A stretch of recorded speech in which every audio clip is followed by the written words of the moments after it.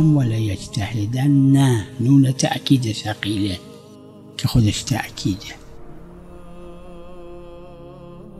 یه عده‌ای هم پیدا میشن از بعد از شهادت امام حسین تا آخر دنیا.